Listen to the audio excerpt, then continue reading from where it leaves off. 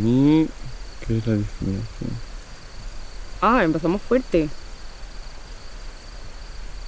Yo creo que empieza cuando ves a los otros como algo diferente a ti.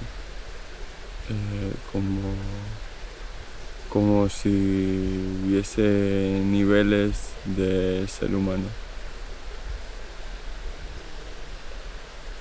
Molte volte stiamo a parlare di discriminazione, ma non ci rendiamo effettivamente conto di quando siamo noi ad essere magari il carnefice. L'humain suit tout le temps. Et franchement, je te mens pas, si un jour l'humain arrête de suivre, je serais choqué. Ci si sente appunto emarginati, ci si sente un po' la pecora nera. On te rejette, on te fait sentir pas à ta place juste parce que t'es pas dans les cases. C'est comme si tu empêchais la personne de comment dire, en gros tu l'empêches de vivre. C'est ça en fait. C'est grandir dans une société qui te dit tout le temps comment tu dois être et tu dois avoir une apparence qui va plaire aux autres.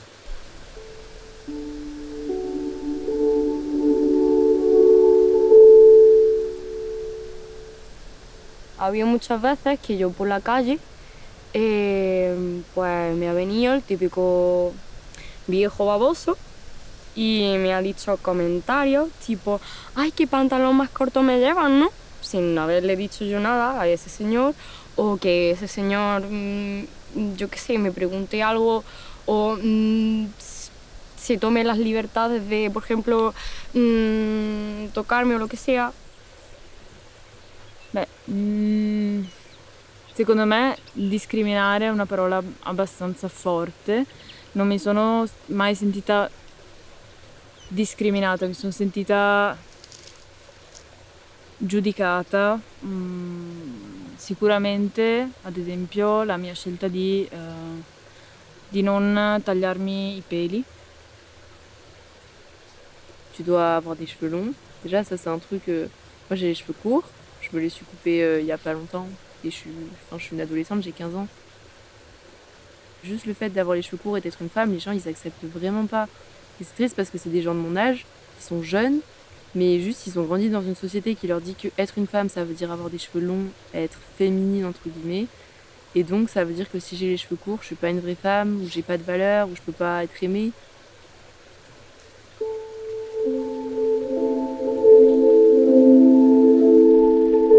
Je me rappelle quand j'étais petit, je devais être en CE2, j'étais parti à l'école avec une paire de Jordan. Donc, tu vois, une paire de Jordan vraiment mode Amérique, t'as vu? Il y avait du rose, il y avait du bleu, il y avait voilà des couleurs sur ma paire, tout ça.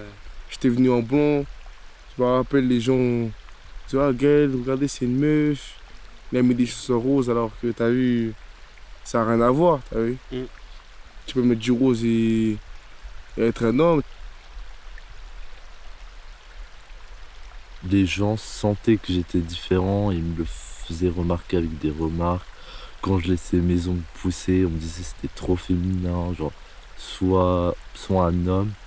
Quand je traînais avec des filles, quand je jouais avec les filles au lieu des garçons, on me le faisait remarquer avec des insultes limite.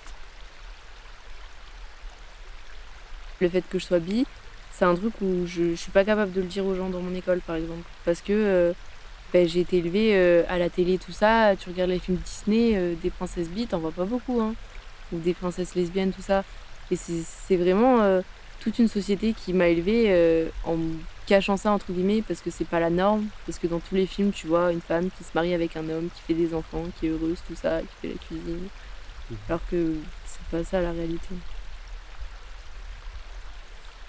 Eestis elades kahe emaga perekonnas on võrdväärsus suur asi meie elus ning praegu eksisteerivad seadused juba diskrimineerivad samasooliste paaride seas adopteerimist ja perekonna loomist.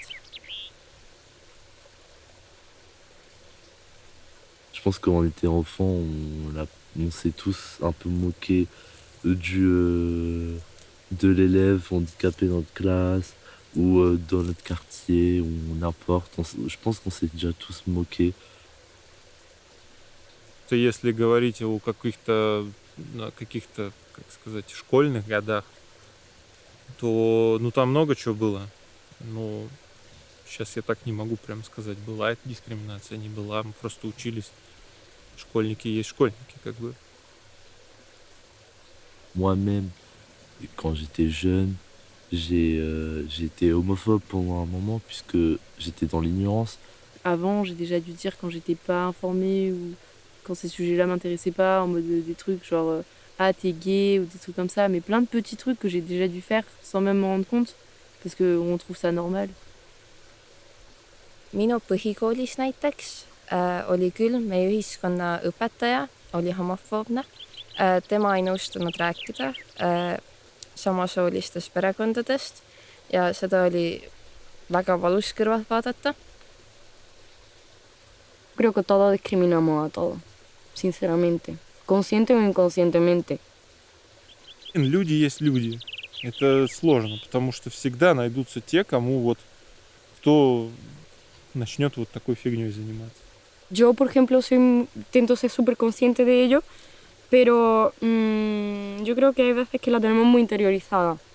Y hay veces que, pues, a lo mejor tenemos estereotipos en nuestra cabeza que nos cuesta quitarlos o que nos cuesta desprendernos de ellos, aunque lo intentamos.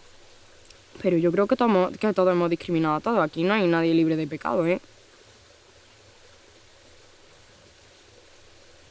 Dès mon plus jeune âge, en primaire, je me rappelle très très très bien, on me discriminait sur ma couleur de peau avec des moqueries en classe. On me faisait sentir pas comme les autres, les autres élèves de ma classe, puisque dans ma classe il y avait presque des blancs. J'étais presque le seul noir de la classe. Et je voyais clairement la différence alors que j'étais tout petit. Et il y avait un blocus devant le lycée. Ça, j'étais toujours au collège en fait. Ouais. Je devais être en 5e ou 6e. Il y avait les Vigipirates. Ouais. Et t'as vu, mais comme nous, on est obligé de passer devant le lycée par là au collège, c'est-à-dire moi, je voulais pas me faire arrêter, quoi que ce soit, être mis au poste, tu vois. C'est-à-dire que moi, j'ai couru. Parce que je voulais pas être dedans, t'as vu. Et tu vois, moi, les Vigipirates, ils m'ont coursé. Et comme si le policier m'a dit pourquoi t'as couru, je dis ouais, déjà parce que je suis en retard en cours et je voulais pas être dedans, t'as vu. Et après, le policier m'a dit arrête de mentir, t'es noir, t'es coupable, de toutes les manières. Et tu vois, à un moment, il y avait même eu une vidéo où il y avait un policier, il a obligé une musulmane voilée à enlever son voile. C'est que des paroles, mais j'imagine même pas la scène. Une fois, je me suis fait contrôler par la police.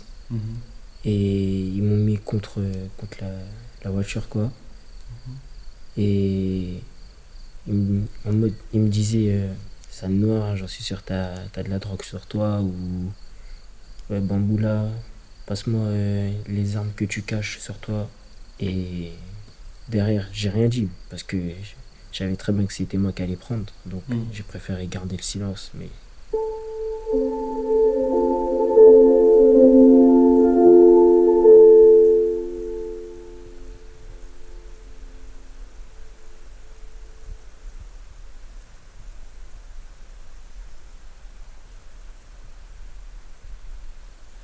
Puis à un moment, ma famille, ils ont clairement découvert que j'étais gay. Et là, c'était vraiment de trop. On m'a clairement rejeté au mode c'est bon, genre va-t'en. Faut pas que tu restes ici. Non. Genre, t'es pas normal. T'es pas normal en fait, genre c'est non. On pourrait pas accepter ça, c'est non. Genre leur première réaction ils y croyaient pas du tout, genre pour eux c'était impossible alors que en vrai de vrai ils s'y attendaient. Du coup il y avait différentes réactions, il y avait ma grand-mère qui essayait de calmer le jeu, puis il y avait mes oncles qui étaient vraiment furieux, ils voulaient me tabasser vraiment. J'ai pris des gifles et tout. Et genre en même temps, je me prenais des insultes, sale gay, sale pédé. On les connaît tous, je pense. J'ai pas eu le choix d'être comme ça. Genre, vraiment, je voulais juste que ma famille elle m'accepte. Les autres, je m'en foutais. Je voulais juste que ma famille elle m'accepte et qu'ils trouvent ça normal, entre guillemets. Même s'ils trouvent pas ça normal, juste qu'ils m'acceptent.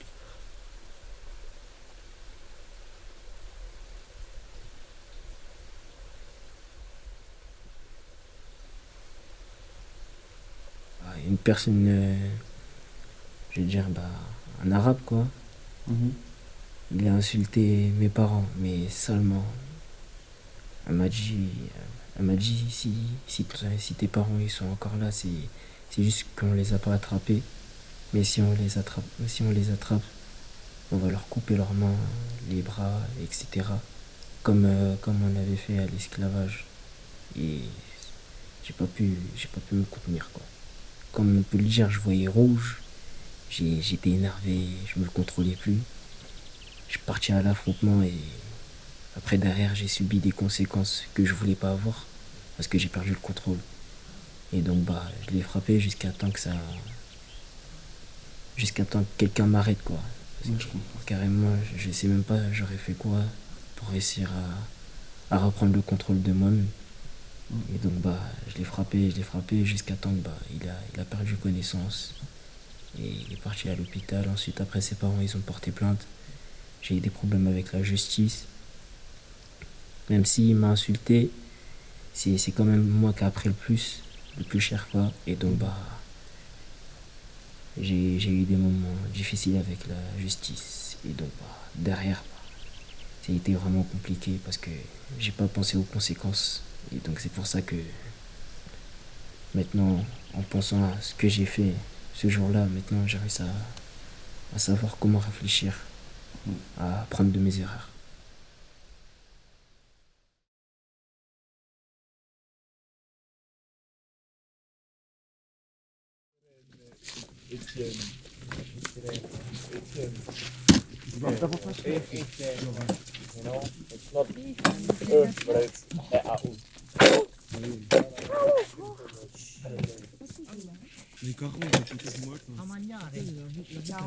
Ah, la vie est belle. Regarde. 42. La vie est belle. 42.